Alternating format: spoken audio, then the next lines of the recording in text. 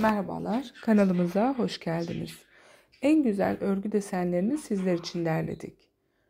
Örgü desenleri içerisinde örgü battaniye, hırka modelleri, son çıkan yelek modelleri gibi bebeğiniz için de örebileceğiniz bebek örgü modellerini yapabileceğiniz birbirinden farklı örgü desenleri.